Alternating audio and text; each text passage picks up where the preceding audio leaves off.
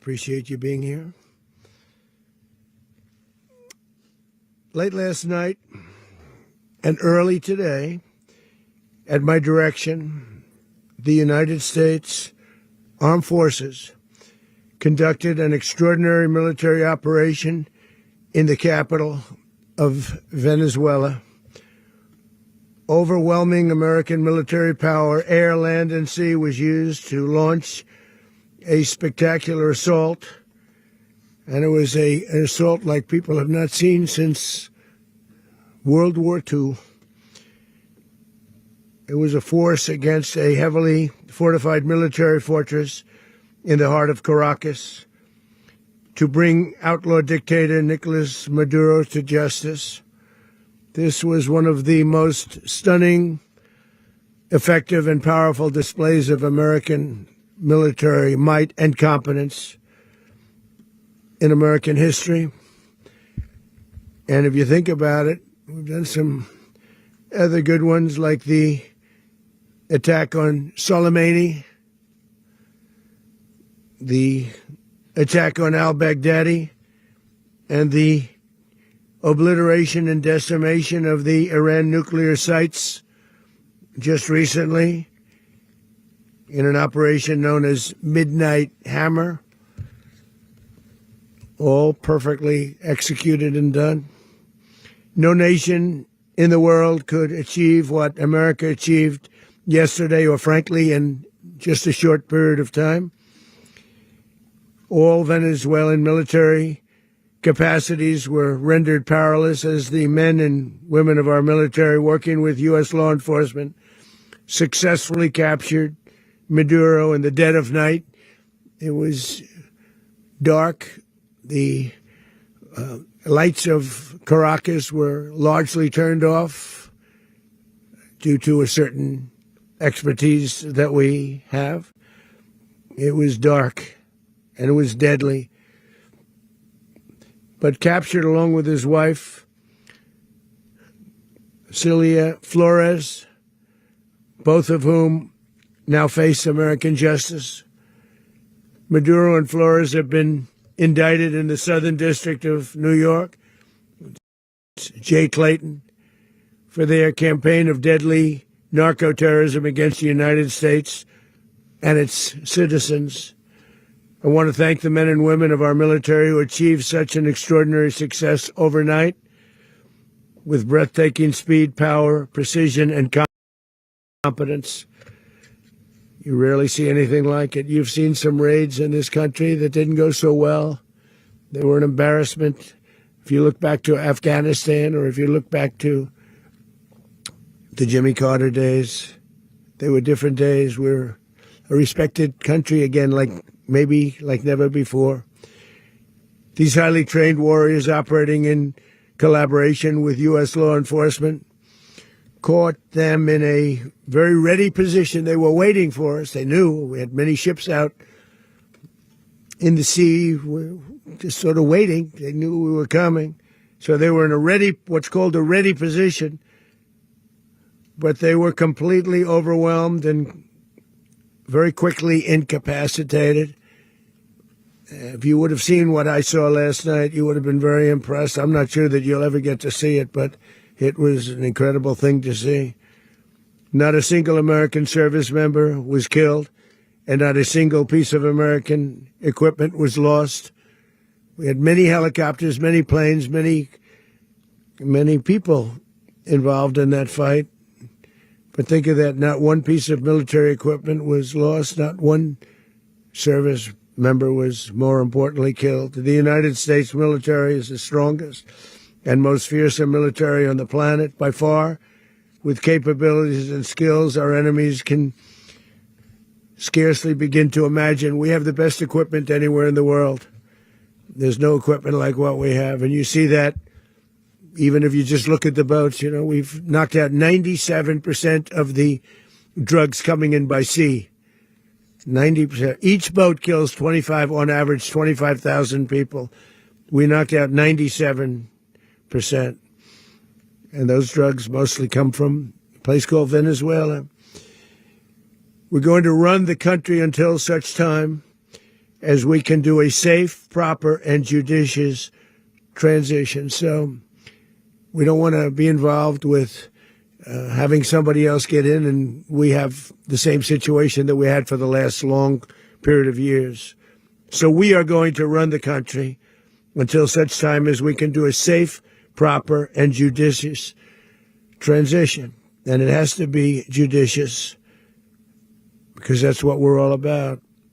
We want peace, liberty, and justice for the great people of Venezuela, and that includes many from Venezuela that are now living in the United States and want to go back to their country. It's their homeland. We can't take a chance that somebody else takes over Venezuela that doesn't have the good of the Venezuelan people in mind. We've had decades of that. We're not going to let that happen. We're there now, and what people don't understand, but they understand as I say this, we're there now, but we're going to stay until such time as the proper transition can take place. So we're going to stay until such time as we're going to run it, essentially, until such time as a proper transition can take place. As everyone knows, the oil business in Venezuela has been a bust, a total bust, for a long period of time.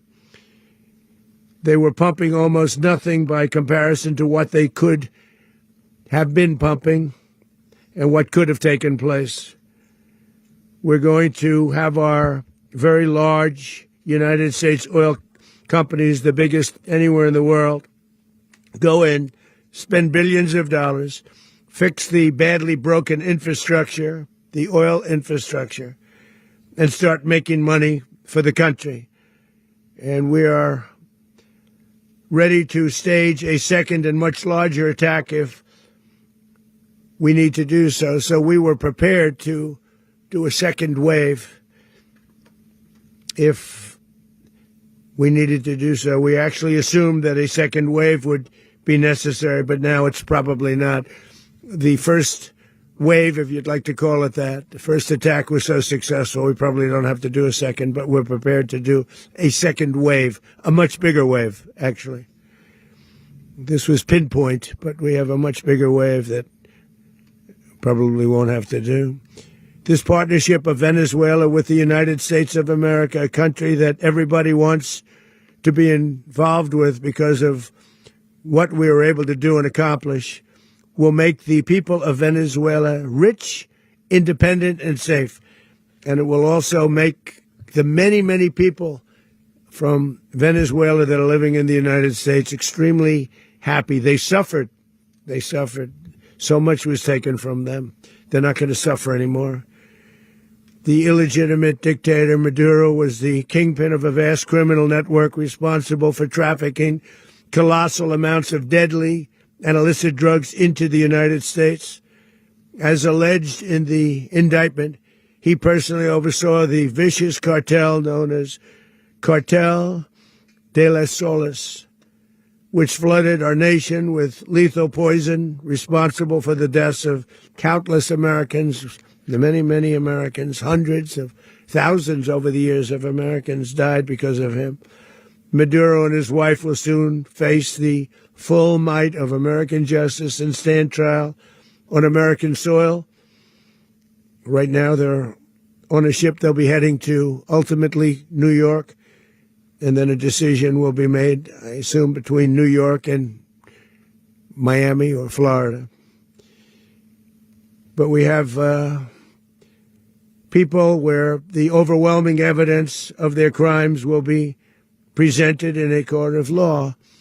And I've seen it. I've seen what we have. It's both horrible and breathtaking that something like this could have been allowed to take place. For many years after his term as president of Venezuela expired, Maduro remained in power and waged a ceaseless campaign of violence, terror, and subversion against the United States of America, threatening not only our people, but the stability of the entire region. And you all saw it. In addition to trafficking gigantic amounts of illegal drugs that inflicted untold suffering and human destruction all over the country, all over, in particular the United States. Maduro sent savage and murderous gangs, including the bloodthirsty prison gang Tren de Aragua, to terrorize American communities nationwide, and he did indeed. They were in Colorado. They took over apartment complexes. They cut the fingers off people if they called police. They were brutal, but they're not so brutal now. And I just have to congratulate our military, Pete and everybody, and our National Guard, because the job that they've done, whether it's in Washington, D.C., where we have a totally safe city, where it was one of the most unsafe cities anywhere in the world, frankly, and now we have no crime in Washington, D.C. We haven't had a killing. We had the terrorist attack a few weeks ago, a little bit of a different kind of a threat, but we haven't had a killing in a long period of time, 6-7 months. We used to have two, on average, 2 a week in Washington, our capital. We don't have that anymore. The restaurants are opening. Everyone's happy. They're going, they're walking their daughters, they're walking their children, their wives. They walk to restaurants. Restaurants are opening all over Washington, D.C. So I want to thank the National Guard. I want to thank our military. And I want to thank law enforcement. Been amazing. And they should do it with more cities. We're doing it, as you know, and we're doing it in Memphis, Tennessee right now, and crime is down. We've just sort of started a few weeks ago, but crime is down now 77%. And the governor of Louisiana called, great person, and he wanted us to help him, as you know, in a certain very nice part of Louisiana. And we have done that. And it was a rough section, and we have crime down. I understand it's down to almost nothing already after 2.5 weeks. New Orleans, it's down to almost nothing. And we've only been there for 2.5 weeks. Can't imagine why governors wouldn't want us to help. We also helped, as you know, in Chicago, and crime went down a little bit there. We did a very small help because we had no working ability with the governor. The governor was a disaster, and the mayor was a disaster. But it knocked down crime. But we're pulling out of there. When they need us, we'll know. You'll know. You'll be writing about it. And likewise, Los Angeles, where we saved Los Angeles early on, where the head of the police department made a statement that if the federal government didn't come in, we would have lost Los Angeles. That's long after the fires. That's when they had the riots in Los Angeles. We did a great job. Got no credit for it whatsoever, but that's okay. It doesn't matter. We don't need the credit.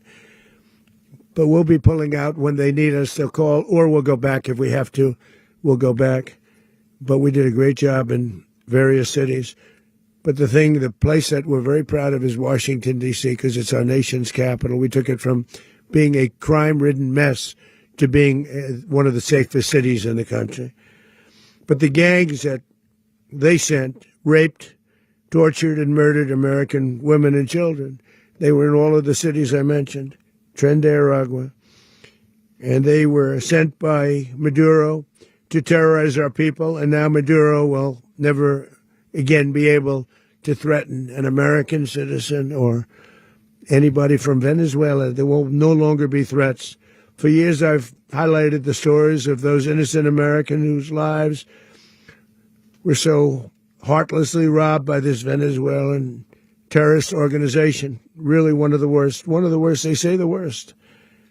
Americans like 12-year-old Jocelyn Nungari from Houston. Beautiful Jocelyn Nungari. What happened to her?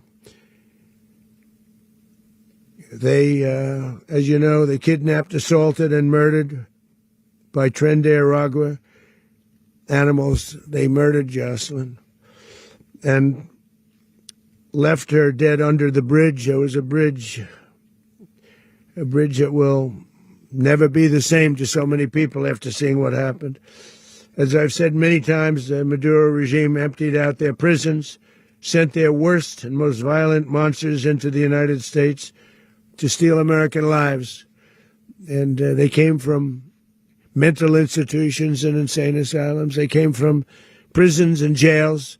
The reason I say both, they sound similar. Actually, prisons a little bit more hostile, a little bit tougher. A mental institution isn't as tough as an insane asylum, but we got them both. They sent from their mental institutions. They sent from their jails, prisons. They were drug dealers. They were drug kingpins. They sent everybody bad into the United States, but no longer. And we have now a border where nobody gets through. In addition, Venezuela unilaterally seized and stole American oil, American assets, and American platforms, costing us billions and billions of dollars. They did this a while ago, but we never had a president that did anything about it. They took all of our property. It was our property. We built it.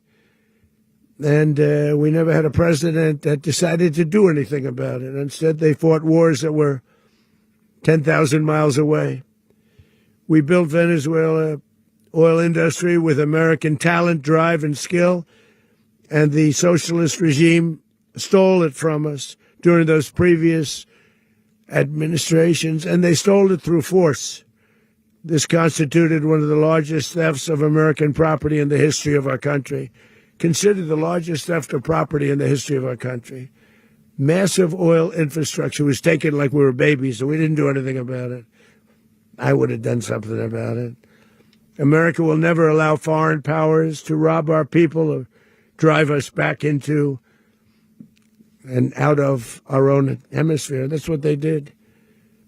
Furthermore, under the now deposed dictator Maduro, Venezuela was increasingly hosting foreign adversaries in our region and acquiring menacing offensive weapons that could threaten U.S. interests and lives. And they used those weapons last night. Potentially in league with the cartels operating along our border. All of these actions were in gross violation of the core principles of American foreign policy, dating back more than 2 centuries, and not anymore. All the way back, it dated to the Monroe Doctrines, and the Monroe Doctrine is a big deal, but we've superseded it by a lot, by a real lot. They now call it the Donroe Document. I don't know. It's Monroe Doctrine. We sort of forgot about it. It was very important, but we forgot about it. We don't forget about it anymore. Under our new national security strategy, American dominance in the Western Hemisphere will never be questioned again. Won't happen. So just in concluding, for decades, other administrations have neglected or even contributed to these growing security threats in the Western Hemisphere.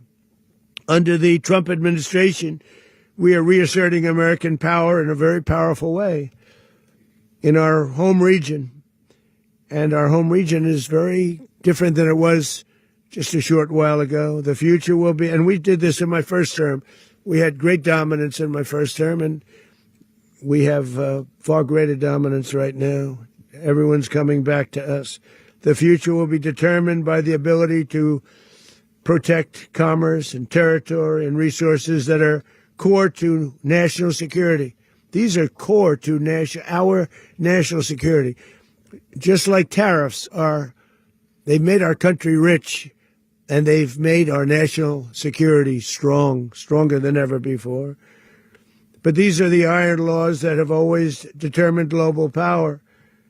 And we're going to keep it that way. We will secure our borders. We will stop the terrorists. We will crash the cartels, and we will defend our citizens against all threats, foreign and domestic.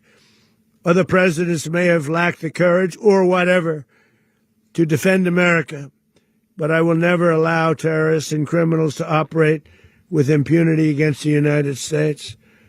This extremely successful operation should serve as warning to anyone who would threaten American sovereignty or endanger American lives. Very importantly, the embargo on all Venezuelan oil remains in full effect. The American Armada remains poised in position, and the United States retains all military options until United States demands have been fully met and fully satisfied. All political and military figures in Venezuela should understand what happened to Maduro can happen to them, and it will happen to them if they aren't just fair, even to their people. The dictator and terrorist, Maduro, is finally gone in Venezuela. People are free. They're free again. It's been a long time for them, but they're free. America is a safer nation. This morning, it's a prouder nation this morning because it didn't allow this horrible person and this country that was doing very bad things to us. It didn't allow it to happen. And the Western Hemisphere is right now a much safer place to be. So I want to thank everybody for being here. I want to thank General Raisin Kane. He's a fantastic man. I've worked with a lot of generals. I worked with some I didn't like. I worked with some I didn't respect. I worked with some that just weren't good. But this guy is fantastic. I watched last night one of the most precise attacks on sovereignty. I mean, it was an attack for justice. And I'm very proud of him, and I'm very proud of our Secretary of War, Pete Hegseth, who I'm going to ask to